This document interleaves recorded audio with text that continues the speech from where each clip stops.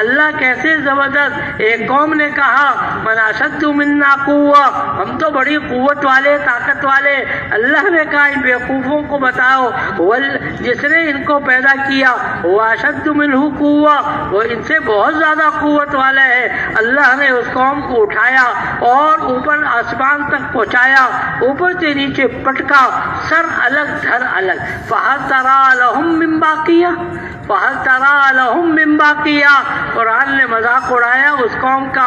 بتاؤ اس قوم کا کوئی آدمی دنیا میں زندہ ہے؟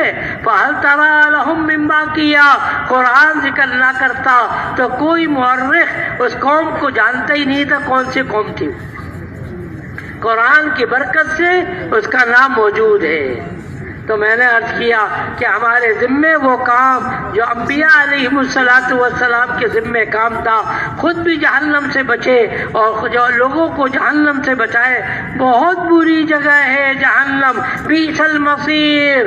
ایک چھوٹا سا جملہ اللہ نے کہا, بئس المصیر, بہت برا ٹھکانہ ہے جہنم. جس کو اللہ برا کہے اس کے برا ہونے میں کیا شک ہے.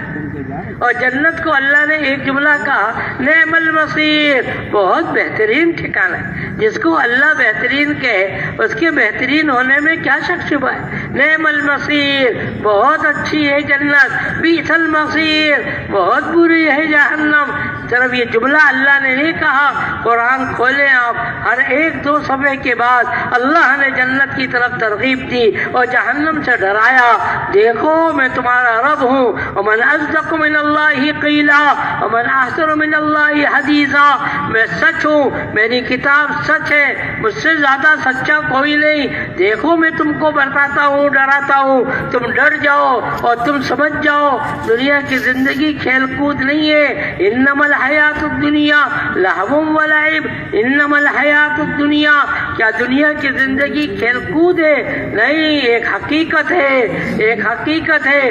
آخرت کی ساری زندگی کا دار و مدار اس دنیا کی زندگی کے اوپر موقوف ہے. اپنے آپ کو صحیح چلے تو ساری زندگی بن گئی. تو میں نے عرض کیا پہلی بات کیا تھی, الا الذین آمنوا. اور ایمان تو اندر کی چیز ہے. ایمان کہاں کی چیز ہے؟ اندر کی, نظر نہیں آتا. وعملوا الصالحات, اپنے اعضاء سے بھی بتاؤ کہ ہم مسلمان ہیں.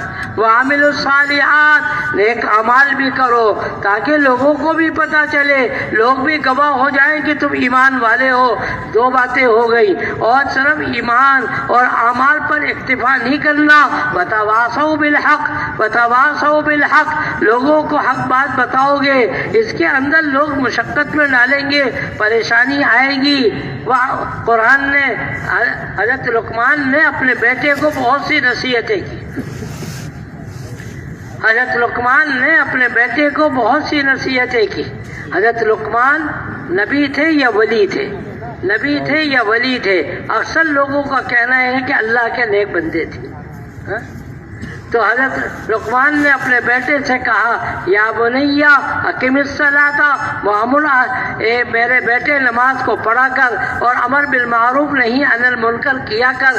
ان ذالک لمن عزم الامور, یہ بڑے عظیم کاموں میں سے.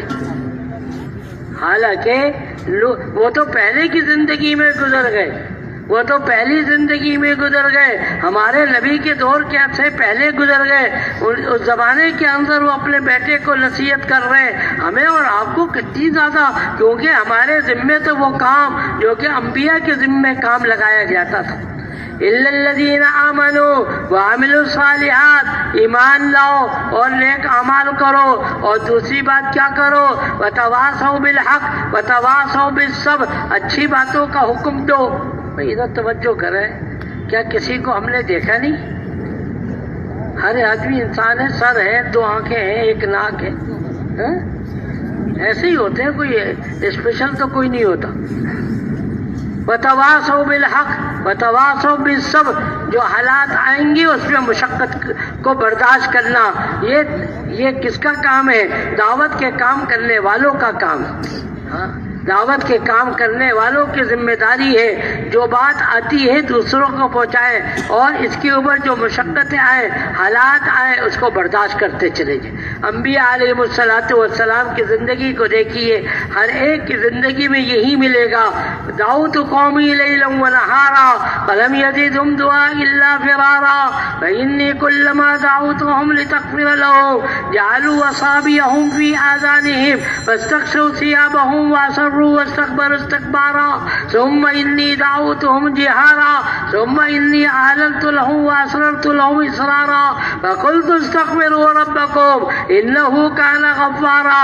نوح علیہ السلام کی کہانی اللہ نے بیان کی، وہ اپنے قوم کو ایسا سمجھاتے ہیں مگر ان کی قوم ان کی بات کو نہیں مانتی۔ ایک نسل آئی گزر گئی، دوسری نسل آئی گزر گئی، تیسری نسل آئی گزر گئی، انہوں نے بات کو نہ مانا اور مشقت پہ مشقت ہی برداشت، وہ ان کو تکلیف دیتے رہے، برداشت کرتے رہے۔ میرے نبی نے ایک روایت میں فرمایا کہ نوح علیہ السلام جا رہے تھے، ایک دادا اپنے پوتے کو اپنے کندھے پر اٹھائے ہوا تھا، ایک دادا اپنے پوتے کو کندھے پر اٹھائے ہوا تھا، اور دادا نے اپنے پوتے کو ایک پتھر دیا۔ نوح علیہ السلام سامنے سے گزرے، اس نے کہا پوتے تو اس کو مار دے، بڑے میاں کو دیکھ، یاد رکھ میں نے بھی اس کی بات نہیں مانی تھی، تیرے باپ نے نہیں مانی، تو بھی نہ مانی، وصیتیں کر کر کے مرتے تھے، مگر میرے نوح علیہ السلام نے کیسی مشقتوں کے ساتھ ان تک بات پہنچائی اور اللہ نے کچھ لوگوں کو ہدایت دے دی۔ حضرت ابراہیم علیہ السلام نے کیسی مشقتوں کے ساتھ کام کیا، کوئی بات ماننے والا نہیں، آگ میں جلوایا جا رہا، جلوانے کے لیے آگ جلائی جا رہی ہے، اللہ نے تو مدد کی مگر اس قوم نے تو تکلیف دینے کی حد کر دی۔ ہر نبی کو مشقت دی گئی الا ماشاء اللہ، مشقتیں دی گئی تو بھائیوں وتواصوا بالحق وتواصوا بالصبر، تھوڑے سے حالات آتے ہیں ہم پیچھے ہٹنے لگتے ہیں، نہیں، جو جتنے حالات میں آگے جائے گا اتنا اللہ کے نزدیک مقرب بن جائے گا، اتنا مقرب بنے گا۔ میرے نبی کو کتنے حالات آئے تھے، کتنے حالات آئے، آپ کے کہنا تو بہت آسان اور کہنا بھی مناسب نہیں لگتا، مگر حکایت نقل کرتے ہوئے میں کہتا ہوں میرا نبی جو کائنات کا سب کا دھلا تھا، کائنات کو بنایا گیا میرے نبی کے خاطر، کیا کیا حالات اس کے اوپر ڈالے گئے۔ آپ کے چہرے مبارک پہ تھوکا گیا، آپ کے لیے گھڑا کھودا گیا، آپ اس میں گر گئے، آپ کا دندان مبارک ٹوٹ گیا، کیا کیا حالات آپ کے اوپر آئے۔ ہمارے حضرت شیخ نے حکایت صحابہ میں پہلی فصل اسی کی لکھی، کیسے مشقتیں آئی۔ ہمارے پاس کچھ بھی نہیں ہوگا۔ وَلَنَبْلُوَنَّكُمْ بِشَيْءٍ مِّنَ الْخَوْفِ وَالْجُوعِ وَنَقْصٍ مِّنَ الْأَمْوَالِ وَالْأَنفُسِ وَالثَّمَرَاتِ وَبَشِّرِ الصَّابِرِينَ الَّذِينَ إِذَا أَصَابَتْهُم مُّصِيبَةٌ قَالُوا إِنَّا لِلَّهِ وَإِنَّا إِلَيْهِ رَاجِعُونَ أُولَٰئِكَ عَلَيْهِمْ صَلَوَاتٌ مِّن رَّبِّهِمْ وَرَحْمَةٌ وَأُولَٰئِكَ هُمُ الْمُهْتَدُونَ۔ عجیب آیت ہے قرآن کی، دوسرے سپارے کی ہے، یاد بھی کر لیجئے اور کسی مولوی صاحب سے ترجمہ بھی دیکھ لوا لے۔ وَلَنَبْلُوَنَّكُمْ بِشَيْءٍ مِّنَ الْخَوْفِ وَالْجُوعِ، اے دنیا کے مسلمانوں تمہارے اوپر تھوڑے سے حالات میں ڈالوں گا، تھوڑے سے، زیادہ نہیں ڈالوں گا۔ ایمان کے بقدر حالات آتے ہیں، اللہ کی طرف سے حالات اس لیے آتے ہیں آگے بڑھ جائے، اللہ کی طرف سے اس لیے حالات نہیں آتے کہ پیچھے ہٹ جائے، پیچھے ہٹانے کے لیے نہیں، آگے بڑھانے کے لیے حالات آتے ہیں۔ کبھی بھوک، تبلیغ میں جائیں گے اور محنت کریں گے، کبھی بھوک آئے گی، کبھی مشقت آئے گی، کبھی من الجوع والخوف ونقص من الاموال، مال کے اندر کمی آئے گی، دکان بند کی 4 مہینے کے لیے، حالات آئے تھوڑے سے۔ ان ساری چیزوں کو کرنے کے بعد اور سننے کے بعد، دیکھنے کے بعد، یہ ایمان والا جملہ کہتا ہے کہ یہ یہ ساری چیزیں اللہ کی ہے اور میں بھی اللہ کا ہوں. یہ سب کچھ ہوا اللہ کے کرنے سے, میرے جانے سے نہیں ہوا, میرے جانے سے نہیں ہوا, اللہ کے کرنے سے ہوا ہے. انا للہ و انا الیہ راجعون. اذا اصابتم مصیبہ, مسلمان کے اوپر جب بھی کسی قسم کا کوئی حال آتا ہے تو فوراً وہ اسباب کی طرف نہیں بھاگتا, وہ اللہ کی طرف آتا ہے, فوراً 2 رکعت پڑھتا ہے. اللہ تو نے کیا, اللہ اس شر کو خیر میں بدل دے.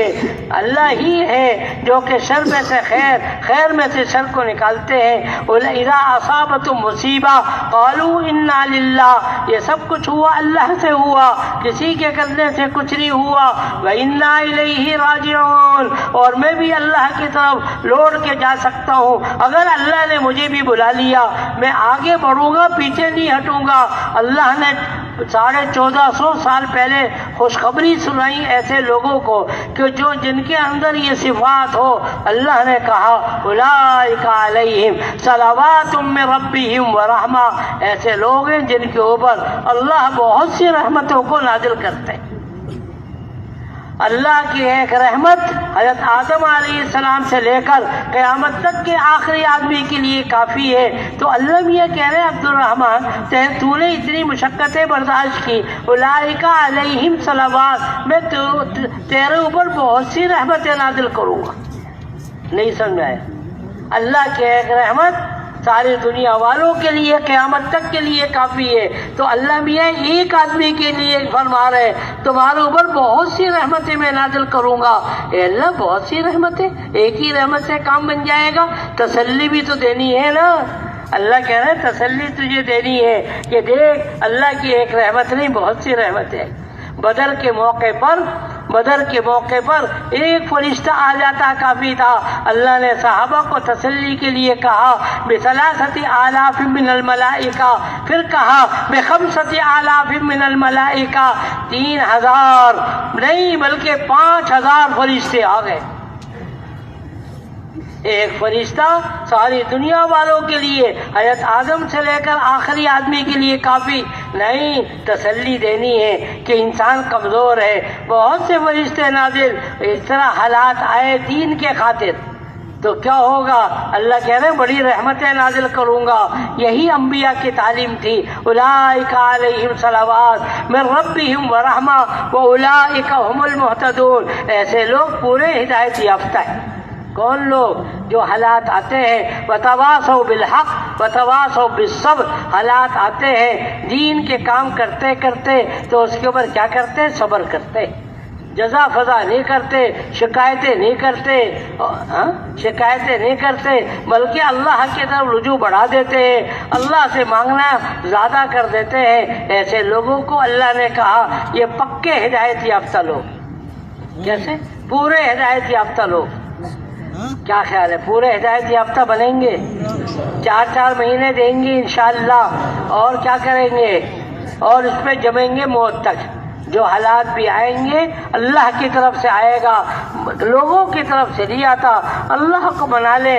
اللہ لیتے تھوڑا سا ہے, دیتے بہت. ایک روایت میں آتا ہے کہ اللہ سے کسی سے کوئی چیز لیتے ہیں تو بندہ کہتا ہے, بندے سے لوگ پوچھتے ہیں لوگوں سے کہ کیا حال ہے, کہتا ہے اللہ کی طرف سے ہوا. اللہ کہتے ہیں کہ نہیں میں نے کیا, میں اس کا بدلہ بہت دوں گا, میں بدلہ خوب دوں گا اس کا. تو میں عرض کر رہا تھا کہ انبیاء علیہ الصلوۃ والسلام کا کام کیا تھا؟ لوگوں کی منتیں کرنا, خوشامدیں کرنا, جنت کے راستے میں لا کھڑا کرنا. یہ امت کے ذمے بھی یہی کام ہے. 2-4 باتیں میں اور کروں. الانسان معادن کا معادن الذهب والفضہ. انسانوں کے لیے کہا گیا کہ انسان جو ہے ہر آدمی سونے اور چاندی کی کان ہے. سونا چاندی نہیں ہے بلکہ سونا چاندی کی کان ہے. سونا چاندی نکالتے رہو ختم نہیں ہوگا. صحابہ ایسے ہی بن گئے, ایسے کان بنے کہ ہدایت کا کام جو انہوں نے کیا آج تک وہ ہدایت کا کام ہم تک پہنچ گیا. آپ کریں گے محنت قیامت تک چلتا رہے گا. الانسان معادن کا معادن الذهب والفضہ. سونے اور چاندی کی کان ہے. ایسے خالد ابن ولید کا نام سنا ہم نے؟ پہلے یہ جب سونا چاندی کان سے نہ نکالا جائے مٹی میں ضائع ہو جاتا ہے. ضائع ہو رہے تھے. انہوں نے کہا کہ کوئی مسلمان میں نہیں چھوڑوں گا. ایسی غلط نیت کر بیٹھے. کون؟ خالد بن ولید کیا کر بیٹھے نیت کہ مسلمان کو نہیں چھوڑوں گا. احد کے میدان میں ایسی ترتیبیں بنائی چند لوگوں نے, ان میں سے خالد بن ولید بھی تھے. 70 صحابہ شہید ہو گئے ان کے منصوبہ کی وجہ سے. 70 صحابہ شہید ہو گئے, بڑے بڑے صحابہ شہید ہو گئے. حضرت حمزہ جیسا آدمی جو نبی کے چچا تھے وہ